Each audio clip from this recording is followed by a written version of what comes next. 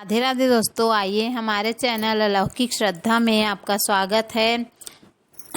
आज हम आपको बताएंगे कि रामलला के प्राण प्रतिष्ठा में घर घर भेजे जाने वाले अक्षत का हमें क्या करना है।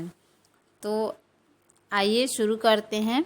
काफ़ी लंबे इंतज़ार के बाद अयोध्या में राम जन्मभूमि पर मंदिर का निर्माण हो गया है, जहां पर 22 जनवरी 2024 को रामलला की मूर्ति की प्राण प्रतिष्ठा की जाएगी।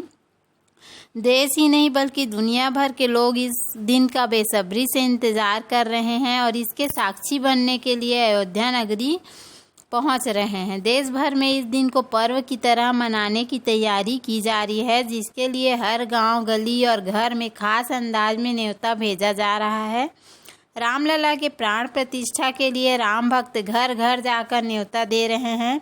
इस न्योते में अक्षत यानी चावल का उपयोग किया जा रहा है, जो कि बेहद ही पुरानी भारतीय परंपरा है। आइए जानते हैं कि क्या करें इस अक्षत का।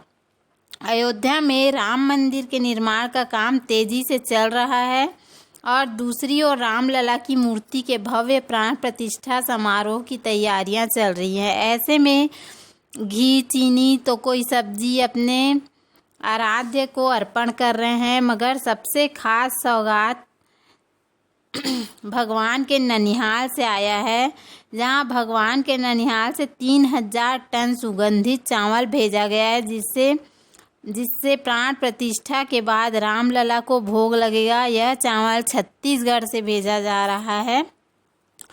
भारतीय परंपरा के अनुसार प्राचीन काल में लोग एक दूसरे को किसी उत्सव या कार्यक्रम में न्योता देने के लिए अक्षत का उपयोग करते थे। अक्षत यानी चावल देकर लोगों को निमंत्रण भेजा जाता था।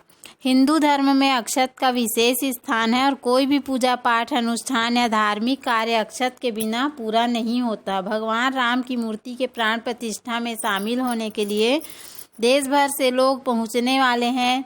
इसके लिए राम भक्त गली गली जाकर पीले चावल देकर इस कार्यक्रम में शामिल होने का निमंत्रण भेज रहे हैं। ऐसे में जिसके घर में भी यह अक्षत पहुंचा है, वे सोच रहे होंगे कि इसका क्या करें।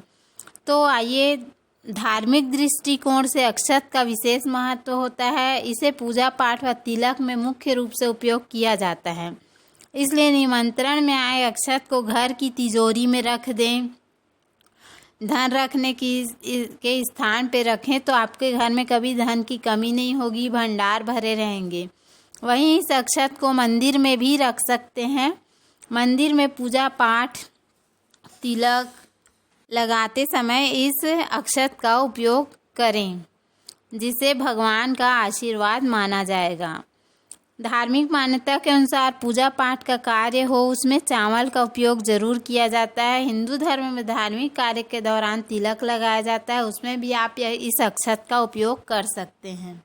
और इस अक्षत को आप सुरक्षित करके किसी डब्बी में भरकर भी रखें। चांदी की डब्बी हो या किसी लाल कपड़े में या पीले कपड़े में सुरक्षित करके, जितने लंबे समय तक आपके पास ये चावल रहेगा उतनी शुभता आपके घर में बनी रहेगी।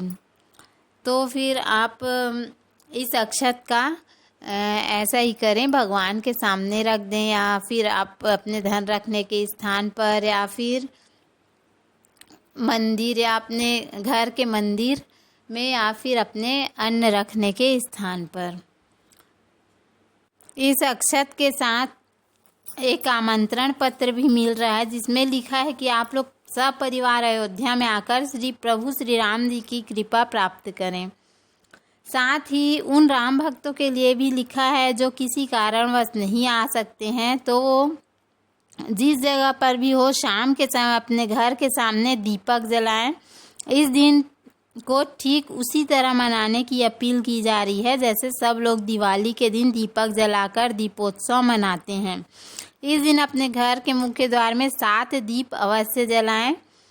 चावल शुक्र ग्रह का प्रतिनिधित्व करता है, इसलिए शुक्र ग्रह से धन, वैभव, लक्ष्मी, समस्त भौतिक सुख सुविधाएं की प्राप्ति होती है। इसका लाभ लेने के लिए चावल को लाल रेशमी कपड़े में बांधकर अपनी तिजोरी में रख दें।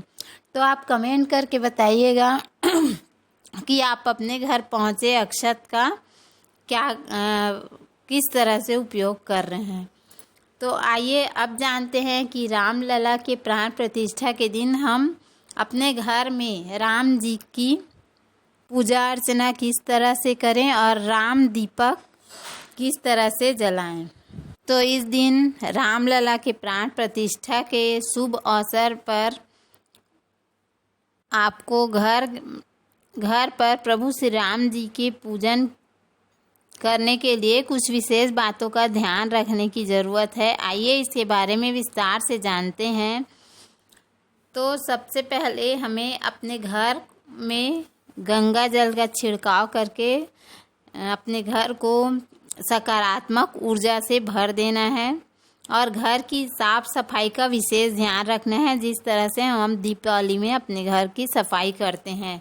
और घर के मुख्य द्वार पर इस दिन रंगोली भले ही छोटा सा बनाए पर बनाए ज़रूर।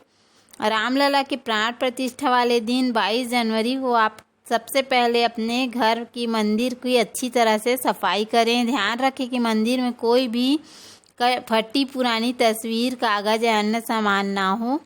इस दिन सबसे पहले मंदिर की सभी तस्वीरों मूर्तियों को बाहर निकालें, उन्हें अच्छी तरह से साफ़ कर लें। मंदिर की छोटी बड़ी तस्वीर भी साफ़ कपड़े से पोंछें और धूल अच्छी तरह से साफ़ करें। जिन मूर्तियों को स्नान करना संभव है, जैसे धातु की बनी मूर्तियों को स्नान कराएं, साफ़ करें। वहीं तस्वीरों को गीले कपड़े से अच्छे से साफ़ कर लें। आइए अब जानते हैं कि पूजा किस तरह से करें। घर के मंदिर की सफाई करने के बाद पूजा के पूर्ण स्थान को अच्छी तरह से साफ़ करने के बाद आपको आपके घर के हर एक कोने की सफाई कर लें। उसके बाद घर के ईशान कोण में इस स्थान को ठीक से साफ़ करके पूजा के लिए तैयार करें। पूजा स्थान को साफ़ करने के लिए खुद की सफाई पर भी ध्यान देना ज़रूरी है। आप भी नहा धोकर स्वच्छ कपड़े पहनकर तैयार हो जाएं और पूजन की पूर्ण सामग्री को एक जगह रख लें और मंदिर में रामलला की मूर्ति या राम दरबार एक चौकी पर बिठाएं। अगर आपके घर में रामलला या राम दरबार नहीं है तो खरीद कर अवश्य लाएं। तस्वीर को अच्छी तरह से साफ़ कर उस पर चंदन लगाएं। तस्वीर को चंदन लगाने के बाद रामलला का पूजन शुरू करें। पूजा आरंभ करने से पहले हथेली में जल लेकर संकल्प करें। मूर्ति के सामने बैठ जाएं और आंखें बंद कर लें। प्रभु श्री राम को अक्षत, चंदन, कुमकुम और फूल चढ़ाकर पूजा शुरू करें। पवित्र वातावरण बनाने के लिए तेल का दीपक और अगरबत्ती जलाएं और श्रद्धा भाव से पूजन शुरू करें। 22 जनवरी को शुभ मुहूर्त अभिजीत मुहूर्त के समय आपको एक दीपक प्रज्वलित करना है। यह दीपक होगा घी का या फिर तिल के तेल का, जो अखंड जलेगा। आपको प्रातः नहाकर अभिजीत मुहूर्त में यह दीपक जलाना है और इस दीपक को रात्रि तक जलने देना है। इस तरह से आप घी का दीपक प्रज्वलित करके आप प्रभु श्री राम के सामने रखें। और यदि आपके घर में व्यवस्था है पंचामृत का, तो इस दिन आप राम जी की यदि मूर्ति है आपके पास तो उसे पंचामृत से भी स्नान कराएं और घर में भजन कीर्तन करें और भक्ति भाव से राम जी की आरती गाएं। आप प्रभु श्री राम को पंजरी, पंचामृत और खीर का भोग भी लगा सकते हैं। तो उम्मीद है आपको हमारे द्वारा दी गई जानकारी पसंद आई होगी। यदि हमारा वीडियो पसंद आया तो वीडियो को लाइक करें, चैनल को सब्सक्राइब करें। धन्यवाद। राधे राधे। राधे राधे दोस्तों।